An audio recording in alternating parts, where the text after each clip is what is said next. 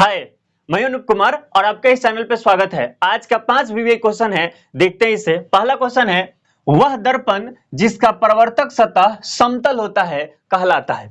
तो मोटे तौर पे आप जानते हैं कि दर्पण जो है वो 3 प्रकार के हैं और ये 3 प्रकार के दर्पण, एक दर्पण होता है अवतल, है ना, अवतल।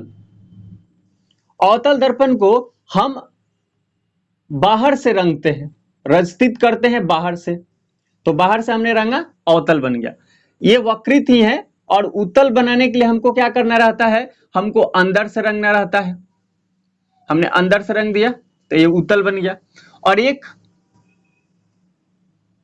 ये आपके पास बन गया समतल दर्पण।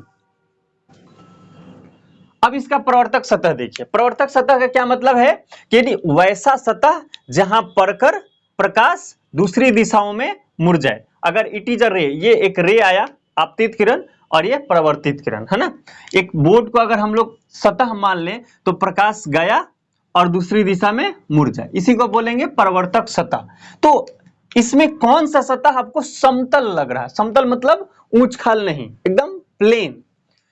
तो ये देखिए, ये तो वक्रित है, तो बताइए क्या इसको प्लेन बोलेंगे कभी भी? पागल आदमी भी प्लेन नहीं बोले। क्या इसको प्लेन बोल सकते हैं? नहीं। प्लेन कौन दिख रहा है? ये दिख रहा है, ऐसे आपको ये प्लेन सतह दिखेगा, है ना। यहां से अगर प्रकाश को हम भेजें, प्रकाश को अगर हम भेजें तो ये सतह ऐसा है जहां से घूम रहा है ना। तो ये समझिए, तो ये जो सतह यहां बन रहा है वो समतल है।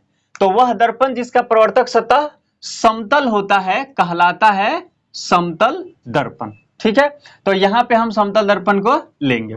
दूसरा क्वेश्चन देखते हैं, जिस दर्पण में हमेशा, है ना, किस दर्पण में हमेशा वस्तु दूरी प्रतिबिंब दूरी के बराबर होता है।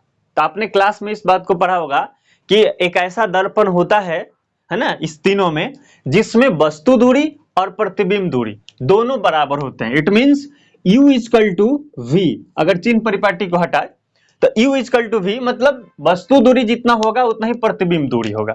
तो आप सोचिए, अवतल दर्पण में 6 कंडीशन होते हैं, तो क्या हमेशा यह पॉसिबल है कि वस्तु दूरी और प्रतिबिंब दूरी बराबर हो? नहीं, क्योंकि यह पर वस्तु रखते हैं तो प्रतिबिंब अनंत पर बनता है। सोचिए, इतना छोटा डिस्टेंस, वस्तु दूरी और प्रतिबिंब दूरी अनंत पर चला गया, तो वस्तु दूरी और प्रतिबिंब दूरी में बहुत अंतर है। यही कंडीशन उत्तल में भी है। एक ऐसा दर्पण समतल दर्पण है जिसमें वस्तु दूरी प्रतिबिंब दूरी के बराबर बनता है। अगर हमारे घर में कोई मिरर लगा हुआ है ना, सपोज मानते हैं यहाँ पर मिरर लगा हुआ है और मिरर से हम 3 मीटर अगर मीटर की दूरी पर हैं, तो मेरा जो इमेज बनता है मिरर में, वो लगता है कि 3 मीटर पीछे है। वो पीछे जाके नहीं देखना, उधर कोई नहीं है। मिरर में ऐसा फील होता है कि हम मिरर से जितना आगे हैं, वो मिरर के सरफेस उतना पीछे दिखाता है। तो वस्तु दूरी और प्रतिबिंब दूरी बराबर होता है। सही उत्तर होगा अवतल, उत्तल, समतल, इनमें से कोई नहीं। इसका सही उत्तर होगा समतल दर्पण। ठीक है। तीसरा क्वेश्चन है, किस दर्पण में प्रतिबिंब हमेशा काल्पनिक बनता है ना, इमेजनरी, हमेशा काल्पनिक बनना चाहिए, अवास्तविक बनना चाहिए। कौन सा दर्पण है? तो हमारे पास यही फिर से बात आती है, 3 दर्पण है, 3 प्रकार के, है ना, अवतल, उत्तल और समतल। यह इसमें से किस दर्पण में हमेशा काल्पनिक प्रतिबिंब बनेगा? काल्पनिक प्रतिबिंब का क्या मतलब है? वह प्रतिबिंब जिसे पर्दे पर प्राप्त नहीं किया जा सकता, है ना, जिसको हम दर्पण से बाहर नहीं निकाल सकते, उसको बोलते हैं काल्पनिक प्रतिबिंब। अगर मान लीजिए कि ये एक दर्पण है, मान लेते हैं, और ये एक ऑब्जेक्ट है, तो इस ऑब्जेक्ट का इमेज इसमें बना। अगर वास्तविक बनेगा तो क्या होगा कि अगर हम इधर कोई पर्दा लगा दें तो ये इमेज यहां से रिफ्लेक्ट होगा और यहां पे बन जाएगा। लेकिन हमारे घरों में जो प्लेन मिरर है उसमें क्या होता है, हम सामने खड़ा होते हैं या कोई पेन दिखाते हैं तो उस दर्पण में ही बनता है। बाहर दीवार वार पे कहीं भी दर्पण का उसका जो चित्र है वो नहीं आता। इसका मतलब जो इमेज बनता है वो दर्पण के अंदर बनता है।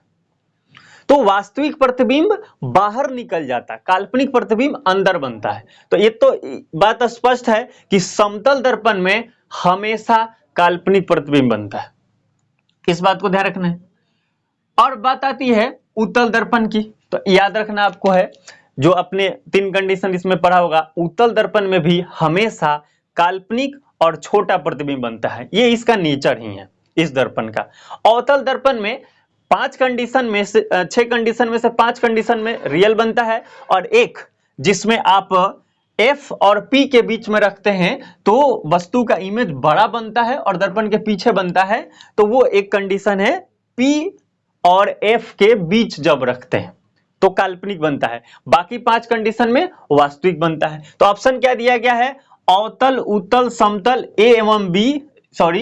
B एवं C दोनों। सोचिएगा, ये बात तो सही है, किस दर्पण में प्रतिबिंब हमेशा काल्पनिक बनता है, समतल में बनता है, उत्तल में भी बनता है, तो दोनों के लिए आंसर हम क्या करेंगे, B एवं C दोनों। तो इसका सही उत्तर क्या होगा, डी नंबर होगा। ठीक है, अगला क्वेश्चन देखते हैं, किस दर्पण में प्रतिबिंब काल्पनिक एवं वास्तविक दोनों प्रकार का बनता है। अभी मैंने बताया ये दोनों में तो काल्पनिक ही बनता है, इसमें 5 कंडीशन में वास्तविक बनता है और एक कंडीशन में काल्पनिक बनता है। तो किस दर्पण में प्रतिबिंब काल्पनिक एवं वास्तविक दोनों प्रकार का बनता है, तो इसका सही उत्तर होगा अवतल दर्पण। किस दर्पण का दृष्टि क्षेत्र विस्तृत होता है, दृष्टि क्षेत्र का क्या मतलब है, व्यू एरिया है ना, जो देखने की क्षमता है वो। तो आप सोच के देखिए, इसका परावर्तक सतह ऐसा है, इसका मतलब इस गोले के अंदर में जो वस्तु होगी यहां पर रखेंगे तो इसमें प्रतिबिंब बनेगा, है ना। इसको अगर आगे बढ़ा दिया जाए, अगर ऐसा कुछ होगा तो यहां पे जो वस्तु रखेंगे तो इसमें प्रतिबिंब बनेगा, है ना। लेकिन आप इधर से तो हम रंगे हुए हैं, इधर से तो रंगे हैं, तो वस्तु इधर रखेंगे तो यहां भी वस्तु रखेंगे तो इसका प्रतिबिंब यहां बन जाएगा, यहां भी रखेंगे तो बन जाएगा। और समतल दर्पण में क्या है, उधर उधर तो रख नहीं सकते, इधर रखेंगे तो इमेज बन जाएगा। तो अब सोच के देखिए, एक ऐसा कंडीशन कि 50% भी नहीं बन रहा, एक साइड से नहीं बन रहा, यहां पे 50% बन रहा, पर यहां पर क्या हो रहा कि जो हम प्लेन लाइन खींच रहे हैं उसके उस साइड का तो बन भी रहा, इस साइड का भी कुछ इधर वाला भाग बन जा रहा। मतलब उत्तल दर्पण का जो दृष्टि क्षेत्र अगर देखा जाए तो सबसे ज्यादा है, सबसे ज्यादा है उत्तल दर्पण में दृष्टि क्षेत्र सबसे ज्यादा होगा, क्योंकि यहां तो वक्रित है तो अंदर में ही रखना पड़ेगा तो बनेगा। पर उत्तल दर्पण में क्या हो जा रहा है कि इमेज ये एरिया के सामने आप रख सकते हैं, तब यहां भी रखेंगे तो यहां तो इमेज बनेगा ना, यहां भी रखेंगे तो ऐसे है, और अवतल में ऐसा वक्रित है तो अंदर रखना पड़ेगा, है ना। तो इसी के आपको एरिया में रखना पड़ेगा। समतल में क्या है, सीधा है, इधर भी रख सकते हैं, लेकिन उत्तल में क्या है, सीधा के साथ इधर तो रख ही सकते, इधर भी रख सकते, तो भी यहां बन जाएगा। तो आपको ध्यान रखना है, उत्तल में दृष्टि क्षेत्र ज्यादा होता है। किस दर्पण का दृष्टि क्षेत्र अधिक होता है, तो उत्तल दर्पण का अधिक होता है। उम्मीद करते हैं पांचों क्वेश्चन आपको समझ में आया होगा। It is very very important, 10वीं कक्षा के बोर्ड एग्जाम में या 12 कक्षाओं में पढ़ रहे हैं तो, क्योंकि आपको अगर 12 के स्टूडेंट होंगे तो आपको पता होना चाहिए कि 12वीं कक्षा में जो फिजिक्स का सेकंड बुक है उसमें ऑप्टिक्स पढ़ना है।